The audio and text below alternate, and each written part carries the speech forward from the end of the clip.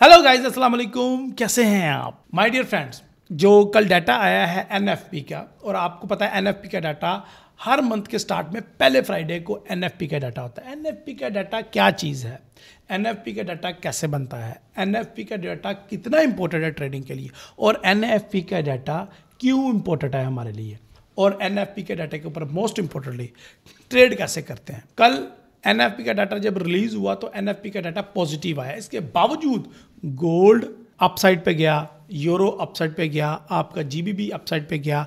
इसके बावजूद dollar index week हुआ। It's a very tricky movement. इतना आसान नहीं होती हैं चीज़ें जितनी चीज़ समझ लेते हैं कि एनएफपी पॉजिटिव आ गया, डॉलर को सेल बाय कर लो, गोल्ड को सेल कर लो, यूरो को सेल कर लो, पाउंड को सेल कर लो, पैसा बना लो। नो माय डियर फ्रेंड, ऐसा नहीं है। इन चीज़ों को समझ के ट्रेड करें, अदरवाइज आप लॉस करेंगे। तो चलते हैं प्रोफेसर इरफान फारूकी साहब की तरफ और जानते हैं कि एनएफपी का डाटा क्या है, कैसे बनता है, और उसको ट्रेड कैसे करनी है और प्रॉफिट कैसे करना है।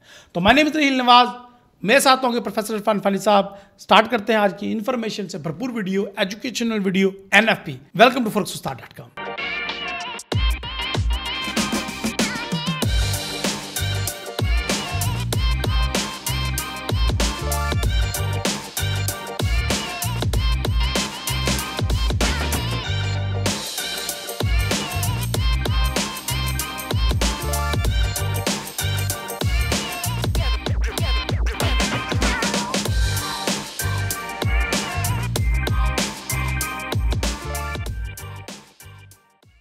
United State of America $30.1 trillion economic contribution के साथ दुनिया की सबसे बड़ी इकोनॉमी है। 2023 के अदाद-ओ-शुमार के मुताबिक चाइना 5.5% ग्रोथ रेट के साथ दुनिया की दूसरी सबसे बड़ी मईशत है। जर्मनी ने जापान को मईशत की दौड़ में पीछे छोड़कर तीसरी पोजीशन पर कब्जा कर लिया है और जर्मनी का टोटल ट्रेड वॉल्यूम $4.4 ट्रिलियन है। जापान $4.3 ट्रिलियन इकोनॉमी के साथ चौथे नंबर की सबसे बड़ी मईशत है और 2023 में हिंदुस्तान ट्रिमेंडस ग्रोथ के साथ दुनिया के नक्शे पर इमर्जिंग इकोनॉमी के तौर पर उभरा है और 7% ग्रोथ रेट के साथ दुनिया की 5वें नंबर की सबसे बड़ी इकोनॉमी बन चुका है। अगर हालात साजगार रहे तो 2030 के आखिर तक चाइना दुनिया की सबसे पहले नंबर की बड़ी इकोनॉमी बन जाएगी। अमेरिका का नंबर दूसरा, हिंदुस्तान का तीसरा,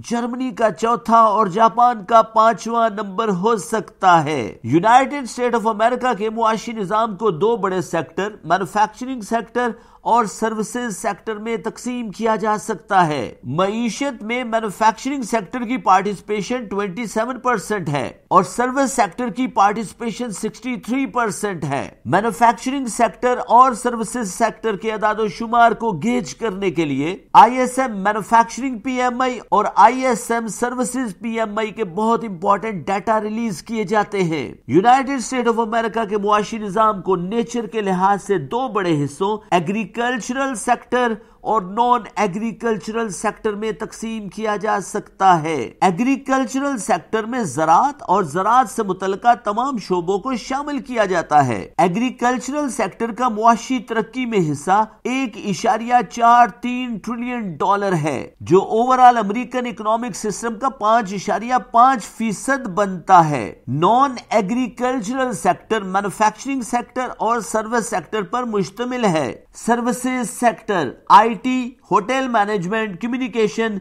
बैंकिंग सेक्टर और ट्रांसपोर्टेशन पर मुश्तमिल होता है। यूनाइटेड स्टेट ऑफ अमेरिका में एग्रीकल्चरल सेक्टर में काम करने वाले ह्यूमन रिसोर्स को दी जाने वाली वेजेस के लिए फॉर्म पेरोल का बहुत इंपॉर्टेंट डाटा तैयार किया जाता है और नॉन एग्रीकल्चरल सेक्टर में काम करने वाले ह्यूमन रिसोर्स मैनेजमेंट को दी जाने वाली वेजेस के लिए नॉन फॉर्म पेरोल यानी एनएफपी का बहुत इंपॉर्टेंट डाटा तैयार किया जाता है। Bureau of labour and statistics BLS department United State of America में हर महीने के पहले फ्राइडे पाकिस्तानी वक्त के मुताबिक 5:30 बजे शाम NFP नॉन फॉर्म पेरोल का बहुत इंपॉर्टेंट डाटा रिलीज करता है।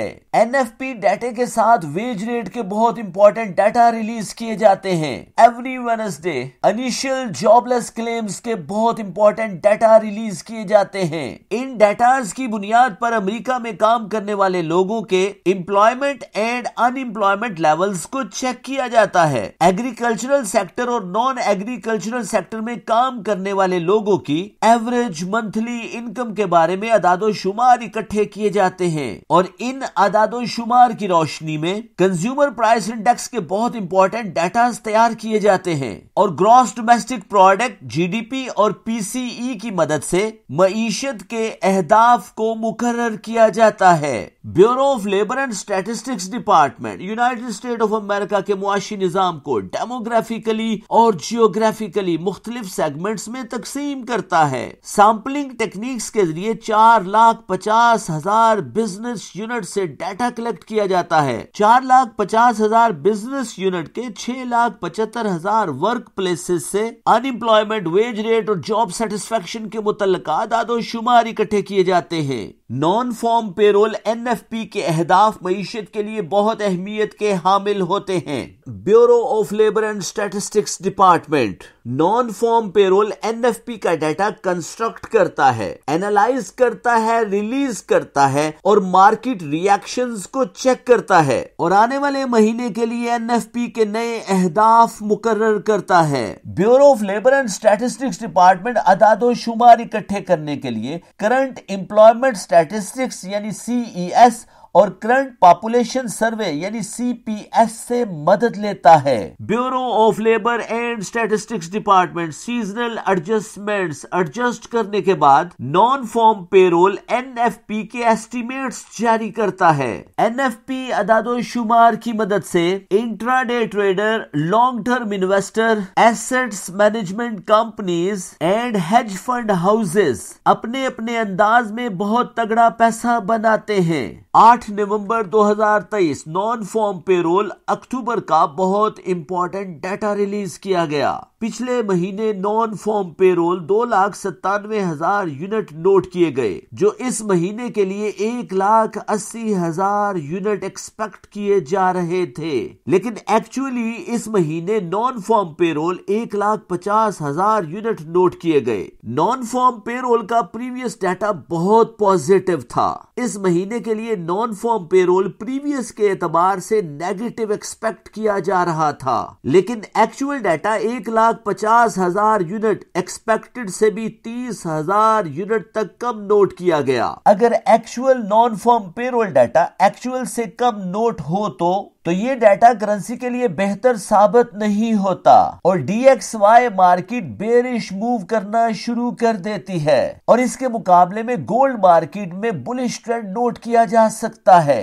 5 जनवरी 2024 नॉन फॉर्म पेरोल का दिसंबर का बहुत इंपॉर्टेंट डाटा रिलीज किया गया, जो प्रीवियस मंथ 1,73,000 यूनिट तक नोट हुआ, जो इस मंथ के लिए 1,70,000 यूनिट एक्सपेक्ट किया जा रहा था, जो एक्चुअली 3,33,200 यूनिट नोट किया गया।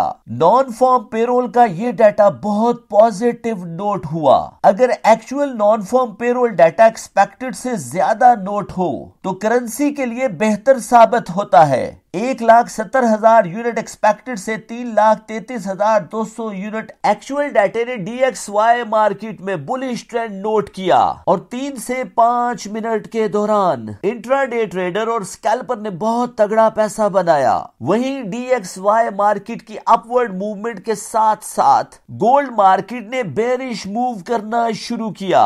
रिस्क मैनेजमेंट के एतबार से इंसानी नफ्सियात को 3 बुनियादी बड़े तबकों में तकसीम किया जा सकता है। एक वो लोग होते हैं जो रिस्क टेकर हैं। ये लोग NFP non farm payroll news से पहले मार्केट को रिसर्च करते हैं, मार्केट के अप्स एंड डाउन्स को एंटीसिपेट करते हैं और नॉन फॉर्म पेरोल न्यूज आने से पहले ट्रेड लेकर मार्केट में कूद पड़ते हैं। ये लोग तगड़ा पैसा भी बना सकते हैं और बड़े नुकसान से दो चार भी हो सकते हैं। As a forex Ustad financial analyst हम आपको एनएफपी न्यूज से पहले ट्रेड लेने से मना करते हैं ताकि आप बड़े नुकसान से बच सके। रिस्क मैनेजमेंट के एतबार से दूसरी किस्म के लोग कैलकुलेटेड रिस्क लेते हैं। ये मार्केट को माइन्यूटली ऑब्जर्व करते हैं, एनालाइज करते हैं और अपने मेंटोर के साथ मिलकर ड्यूरिंग न्यूज ट्रेड लेते हैं और अच्छा तगड़ा पैसा बनाते हैं। रिस्क मैनेजमेंट के एतबार से तीसरी किस्म के वो लोग होते हैं जो रिस्क अवर्सर होते हैं, जो आमतौर पर खतरात को अवॉइड करते हैं। ये न्यूज का बखूबी जायजा लेते हैं। ये मार्केट से न्यूज के इंपैक्ट को डाइल्यूट होने के बाद मार्केट के ट्रेंड के अकॉर्डिंगली अपनी ट्रेड को मैनेज करते हैं और अपनी रूटीन के मुताबिक अपने बिजनेस प्रॉफिट को मैक्सिमाइज करते हैं। As a forex Ustad financial analyst हम आपको खबर के बाद ट्रेड करने का मशवरा देते हैं ताकि आप बड़े नुकसान से बच सकें और ट्रेंड के मुताबिक ट्रेड करके तगड़ा पैसा बना सके। ये वीडियो सिर्फ और सिर्फ एजुकेशनल पर्पस के लिए है। आप अपने मालियाती फैसले अपने मेंटोर की हिदायत और अपने मनी मैनेजमेंट प्लान के अकॉर्डिंगली कीजिए ताकि आप बड़े नुकसान से बच सके और तगड़ा पैसा बना सके।